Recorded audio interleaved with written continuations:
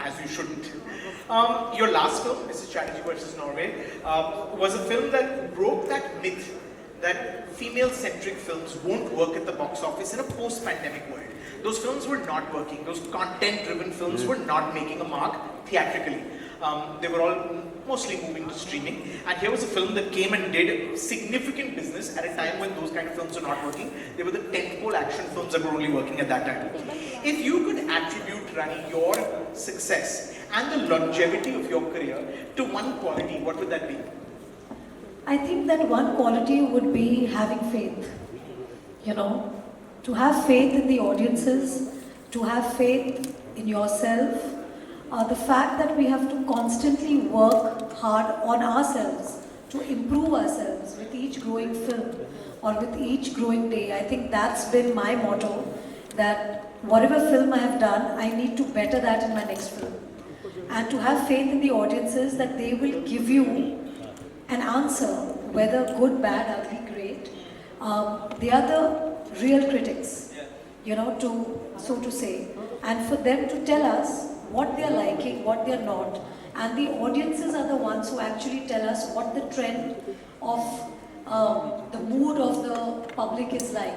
You know, what are they kind of accepting? What are they talking about? What are they wanting to spend their hard-earned money on which content? You know, and they are the ones who tell us and decide our longevity. You know, it's very interesting what you said. You said faith, and that brings me to ask you, when it's no secret that when Mrs. Chatterjee versus Norway was ready to be sort of shown to the world, the producers had offers from some of the big streaming platforms to go straight to digital, to go straight to streaming. That was the safe option at the time. Theatrically, those films were not working at the box office, but you all stuck your necks out. You all had the faith, and you all were rewarded in the end. I want to ask you, where did that faith come from? So interestingly, it's not just about having faith that we made a good film. It's also about having the faith that people will come. Yeah. So interestingly, when Mrs. Chatterjee was offered to me, it was offered to me in the pandemic time. But for some reason, I was very sure that when the film releases, it has to be a theatrical, you know, and that was put in my contract. So also the makers were in a position, a little strange position, because when you put that on a contract, then they're bound to do what is meant in the contract. But I, at one point when there was so much discussion happening, at one point I did tell my makers that though you have this in the contract, I would not enforce it or stop you from wanting to do a digital platform, because as a producer, I want to be with you and I want to support my producers in the sense that if you feel that that would be a better business decision for you, then might as well. Because a lot of films that started pre-pandemic, in the pandemic time, they just decided to release it on OTT. Yeah. But this was a film offered to me in pandemic. I had put this contractual clause that I need this to be a theatrical because I believe in the story. I believe that this film should reach out to as many people. Not that if it would stream on OTT, it wouldn't reach to a lot of people. But I think when a film releases theatrically, it has a lot more, I would say, excitement in terms of there is more a commitment from an audience that they decide to go, make a plan to go to watch the film as opposed to being at home and getting the content easily. It's like appointment viewing. So for me, I think that is a industry that I've grown up in. I've started my career in that industry, and I thought that my film should have a theatrical release. But I still gave that option. But I think somewhere the producers also garnered that faith during when they saw my passion, saw the film, and they said that no, Rani, we want to go with your passion, we want to go with your confidence, and we will be. And I feel that is applaud worthy, because even after me telling them that they have the right to veto my contractual clause, they still said that we will respect the decision, and we will have, because we have faith in the film, we will go for it theatrically. Especially Z producers, like they were distributing the film, they were headlining it, Z and LA. They both were hand in hand, and I can only be very eternally grateful for them that they took this step, and I can have to thank the audience that they came in big numbers to see my film. So I'm grateful for both the involvement of my producers and my audience. So thank you, audience. But Rani, what do you think of streaming as as a medium today? It's a very vibrant medium. Many of your peers, many of your colleagues, many of your juniors are working in both long form series and in films that are made straight for streaming. Is that something that interests you? Of course, I think any medium that that has great content would always interest me, because when I select a film, I'm always looking for that one story that I want people to know, or it's a story that has not been given that much traction when it came, a real life story, or a story of an inspirational woman, because I've always tried to portray strong women characters, bring the strong Indian woman on a global platform and tell people that here we are, this is what Indian women are, you know. And through my career, I've done that for the last 27 years. So I'm always looking for that story or that subject or that character that drives me, you know, and something that I can take inspiration from. Because I feel that if I take inspiration from a character, and if a character is inspiring me for me to play the part, I'm sure it will make a mark on a lot of individuals' minds as well. Because there are a lot of youngsters who look for this kind of inspiration. When I was at an age where I was growing up, I was looking for such inspirations through real life people, through real heroes, through cinema, through characters, through books, you know. So these are things that we look for, you know, probably conditioning ourselves as teenagers, taking inspiration and making our journey feel special along the way, you know. So we need these characters, we need these strong women characters who we can connect with. And also stories that are hidden, you know, if we can spark a conversation through these films, or if we can tell people that this is what is going on and give it importance, I think it makes a huge difference. So you're saying if the right story came along and the right material came along, you're open to doing like a long format series? I think I'll be open to do anything that excites me as a person and as an actor. I've never followed any norm. Yeah. I've never, I don't know, it has been instinctive in my way that I don't like to follow a kind of pattern that I'm supposed to be following, but I like to follow my heart, and whatever my heart leads me to is something that I've always done. You know, when people say that, is there a secret to how you select your films, or is there something that drives you? I think it's just my emotional core. You know, something that I kind of relate with, because if I have to spend time with a particular subject for, you know, 100 days of my life, I have to be very passionate about it. And the first place is instinct? The first thing is instinct? Yes. Instinct, because if I hear a story, or if I hear a character that I instinctively feel connected to, you know, and that character is speaking something important or saying something important that is talking for women, you know, I think that really excites me. Rani, after all these years, has your process of picking films changed? Yes, of course. Because when I was in my 20s or in my teenage years, there were different reasons I did films. Yeah. It was not the same process that it's now, where you're reading scripts and you're taking decisions. There were times when the director or producer would just tell us just one line thread story, you know, and we were accepting roles just on those bases. There was no story, there were no dialogues that were given to us to prepare beforehand. It was just a simple thread ki story ji ye hai कि ऐसा ऐसा होता है और ऐसा ऐसा होगा और फिर एंड में ऐसा ऐसा हो जाता है. So it was just a beginning, mid and end. And there wasn't like a conscious effort to even convince us. Correct. Bound script, so there was no concept. No, because it was like, अच्छा आप नहीं करेंगे तो कोई और कर लेगा. So we've also been through the time where we were like, I was just accepting films that my parents were like, okay Rani, today you have to go to Film City. अच्छा कल आपका फिल्मिस्तान में है और आज आपको यहाँ पे शूटिंग करनी है और वहाँ से आपको उधर जाना है. So I've also been through an age where I don't know better, you know. I think wisdom comes with age. So I think when I started to receive fan mails, because at that time social media wasn't there. We wouldn't know instantly. We were not told what people were liking or people were not liking.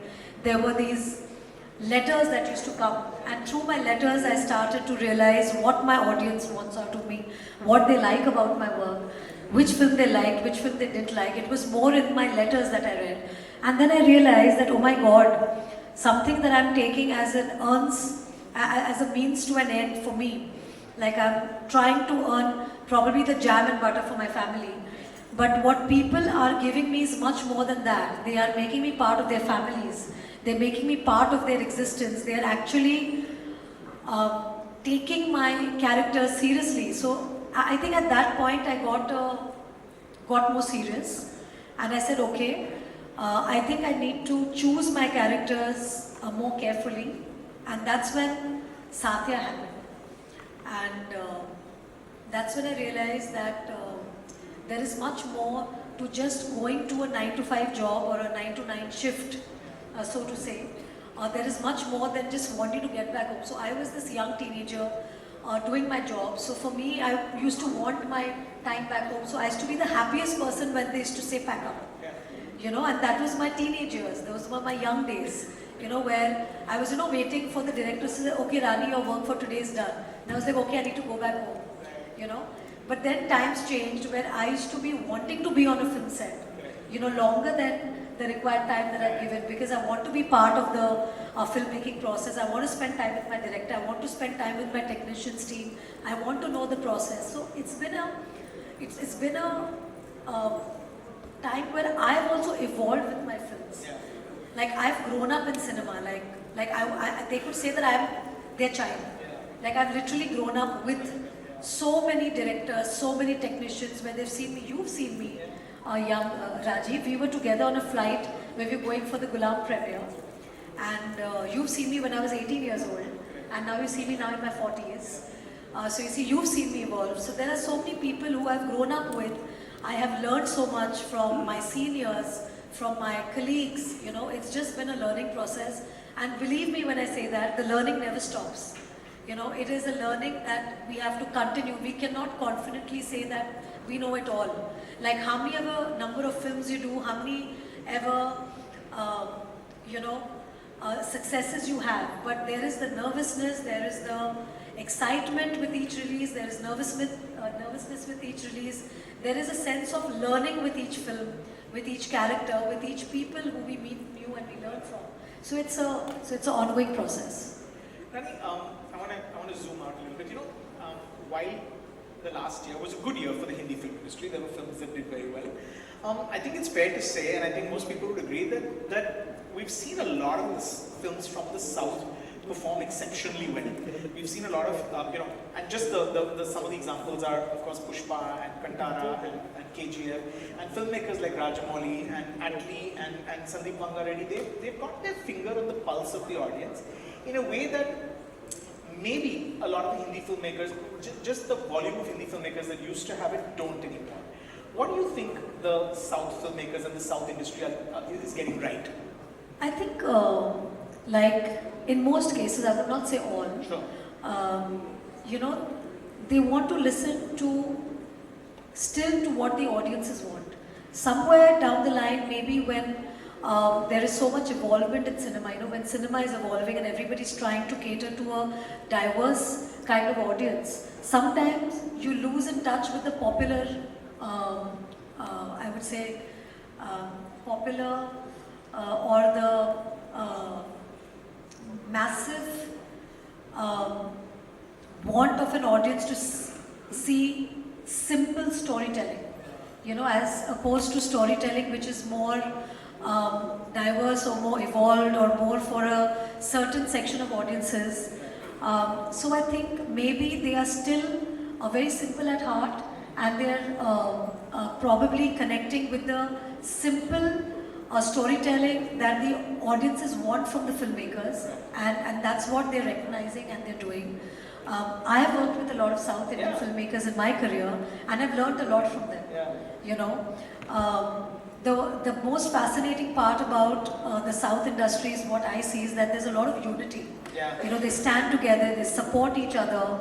Like I see so many of these events where, you know, directors are going for each other's, you know, music opening or their films announcements, and they're standing together, and also actors, you know, where they stand. And of course, it happens in our industry as well. But I think learning, as I say, you know, the beautiful part is when you talk to them, they say that they've learned from us. And when you talk to us, we say we learned from them. And it's always a give and take, you know. And what's beautiful here is that Indian cinema is learning and looking inwards now. You know, in the middle, they should say that, oh, cinema is inspired from the West, or people are copying the West, or they're getting inspired by the West. Today, it's so nice that people are getting inspired by their own, you know, because we have to make films that have to cater to our audience, you know, and we have to listen to the voice of our audience.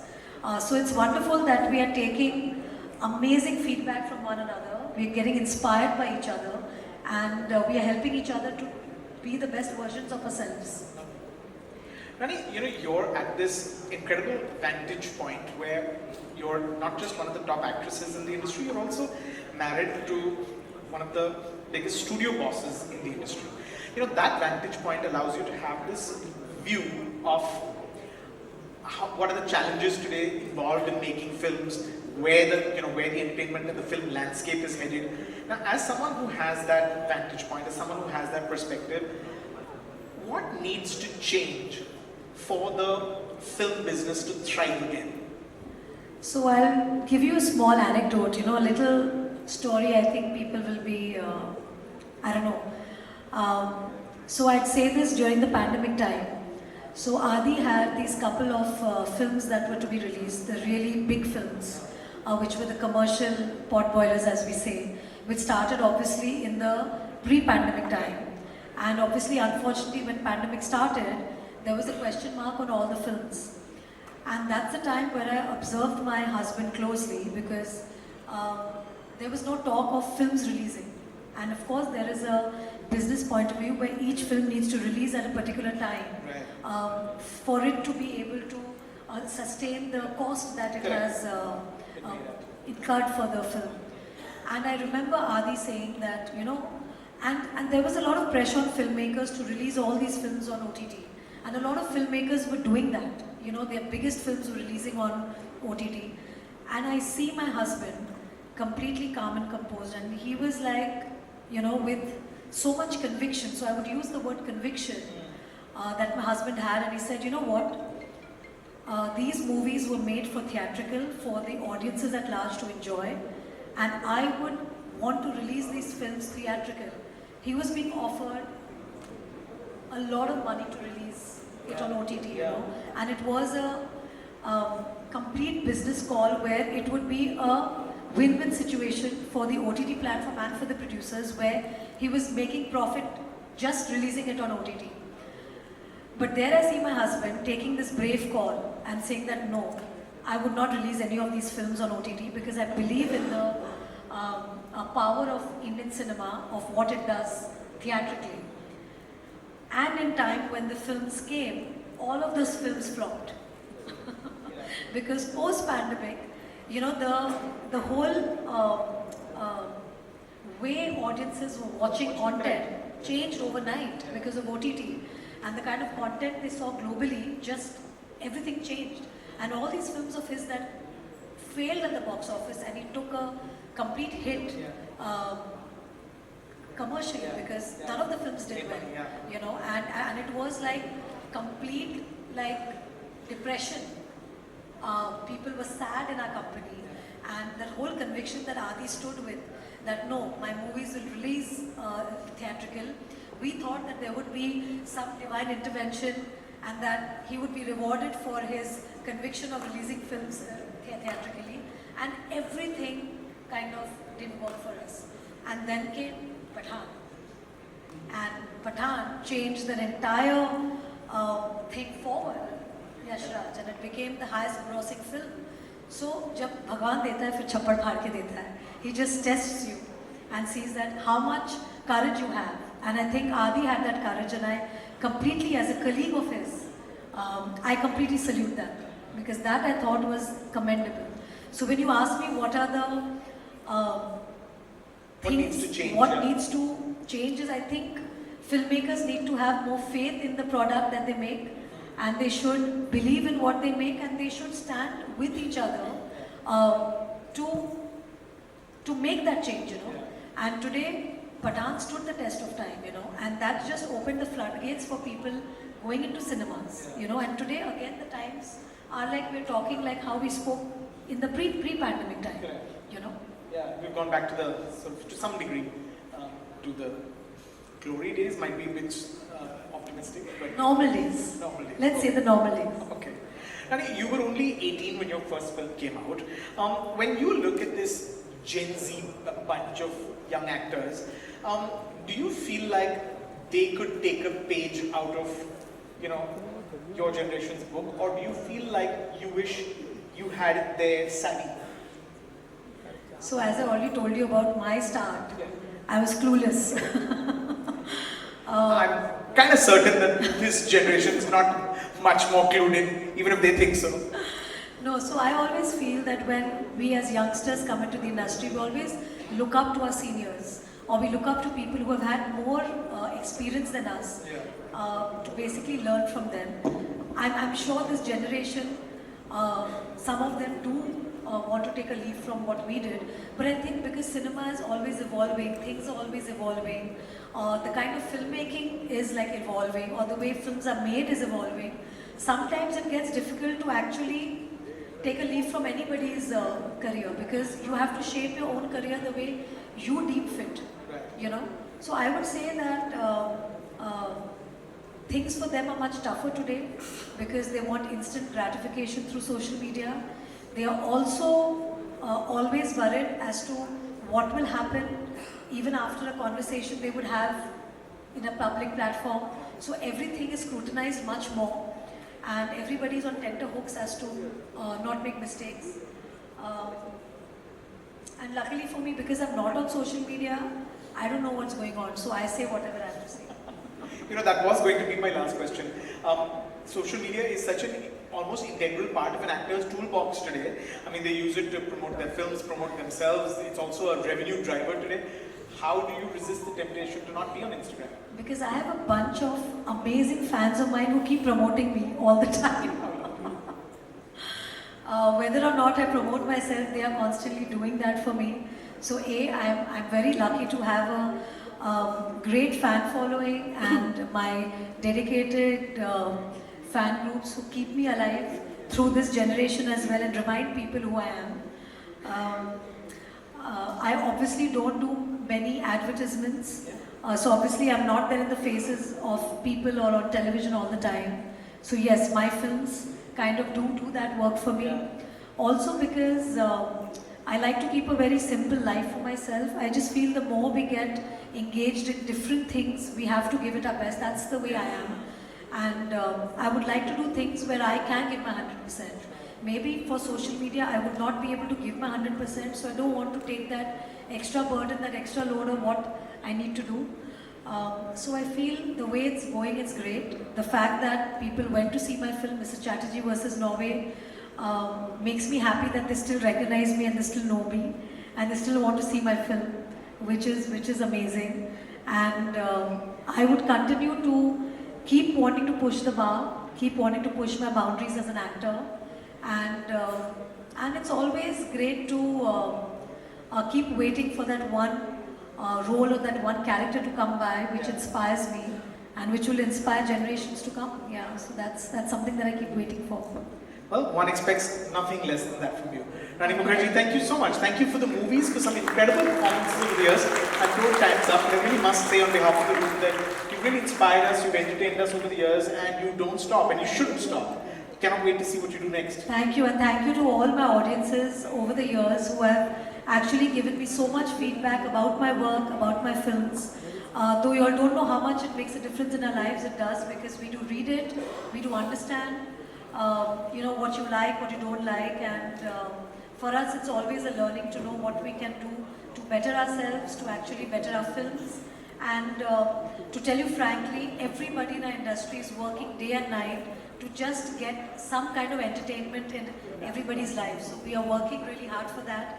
And thank you for being our support through the years. Thank you very much. Thank you everybody. Thank you Rani sir. Thank you Rani ma'am. And trust me, simplicity goes a long way ma'am. Ma'am, एक सवाल है आपसे जो मैं पूछना चाहता हूँ क्योंकि जब मैंने यहाँ फिकी फ्रेम्स की शुरुआत की थी तो यश सर जैसे आपने कहा he's been such an inspiration for all of us and Yes. been part of this journey for Ficci Frames. आदि सर कब आएंगे यहाँ स्टेज पे? उनको कैसे लाया जाए?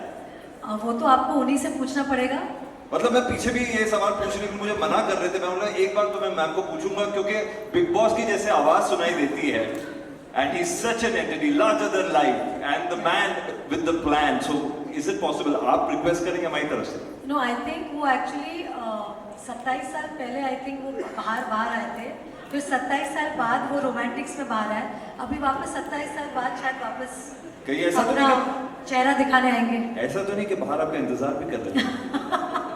But ladies and gentlemen, big round of applause for Rani Mukherjee. Thank you. Just a photo op, please. Both of you, individually and yes, thank you.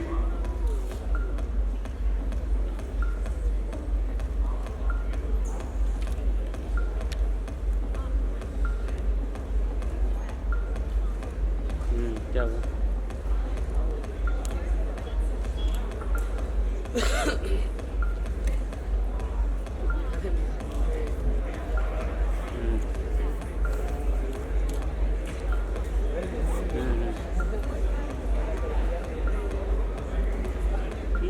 ठीक है. हाँ ठीक है.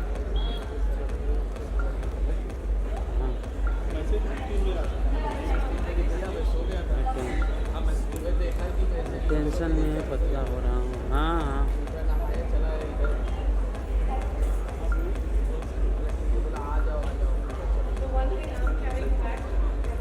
सब ठीक है. मेरा भी खत्म हो गया. Such a fighter, you know, and every time. गई आने को.